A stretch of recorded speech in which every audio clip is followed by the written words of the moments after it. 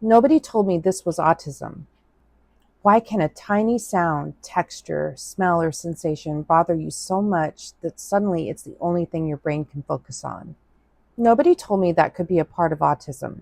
And honestly, for a long time, I had a very limited understanding of what sensory issues even meant. I thought it was the really obvious stuff. Someone covering their ears because a room was incredibly loud. Someone who couldn't tolerate bright lights. Someone who couldn't eat certain foods because of the texture. I understood those as sensory issues. What I didn't understand were all the smaller, everyday experiences, the things I had been doing my entire life that I just thought were me being particular, me being picky, me being weird about something, or sometimes me wondering, why is this bothering me so much when nobody else seems bothered by it? And that's what I want to talk about today, because sensory differences can show up in a lot more ways than I understood. Let me give you an example. Tinfoil. I freaking hate tinfoil. And I don't mean, oh, that's mildly unpleasant. I mean, there are sounds and sensations involving tinfoil that make my entire body react. It's almost like my nervous system goes, nope, no thank you, make it stop. Certain sounds can do it too, like loud ticking clocks. Sometimes I'll hear something that makes my teeth feel weird. Try explaining that to somebody. Sorry, that sound makes my teeth hurt. But that's genuinely how my body experiences it. Oh, besties, and then there's touch. My dog recently licked my ear, not lovingly either. It was a drive-by licking. She licked my ear and ran away, and I'm sitting there thinking, why is it wet? I could still feel exactly where she had licked me, and once my brain noticed that sensation, I couldn't stop thinking about it. That's the part I didn't understand for years. Sometimes the problem isn't necessarily that a sensation is painful, it's that my brain won't let it go. It's like somebody turned on a spotlight on that sensation. Everything else fades into the background, and now all I can think about is wet ear. So why does that happen? Our brains are taking in an enormous amount of sensory information all the time. Think about what's happening around you right now. There are probably sounds you weren't paying attention to until I mentioned sound. Maybe you can feel your clothes touching your skin, your feet touching the floor, the temperature of the room. Maybe there's a smell in the background. Maybe you suddenly became aware of your tongue sitting in your mouth. Sorry about that one. Your brain can't give all of that information the same amount of attention all the time, so it has to filter. Some information gets prioritized, some gets pushed into the background, and autistic people can process sensory information differently. Sometimes sensory input can feel incredibly intense. Something another person barely notices might be impossible for me to ignore. That's often described as hypersensitive to sensory input. But here's something else nobody explained to me. Autistic sensory differences aren't always about experiencing too much. Sometimes they can involve noticing certain sensory information less. And that's sometimes described as hyposensitivity. And some people actively seek sensory input because their brain wants more of it.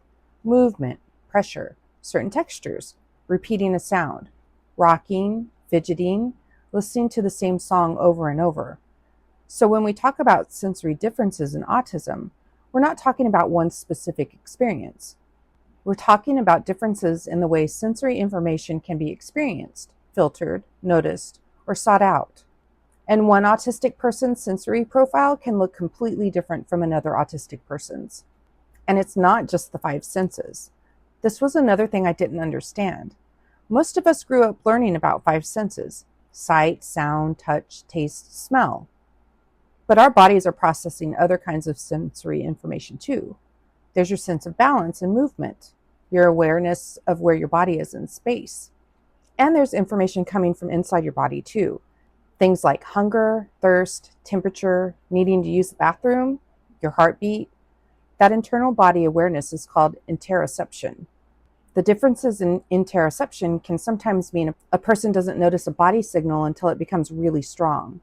So instead of, I'm getting a little hungry, it can suddenly become, why am I shaky and angry, and why does everything suck? Oh crap, I haven't eaten. Or, I don't think I'm thirsty. and then realizing you've barely had anything to drink all day. Those experiences aren't universal to autistic people, and having them doesn't mean someone is autistic. But this is exactly why understanding the full range of sensory processing was so eye-opening for me.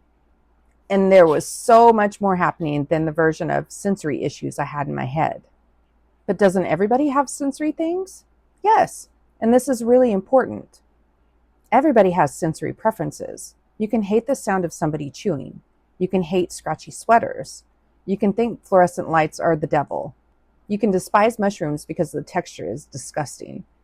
None of those things by themselves mean you're autistic. Sensory differences are one part of a much larger picture when we're talking about autism. What we're paying attention to is the overall pattern and impact.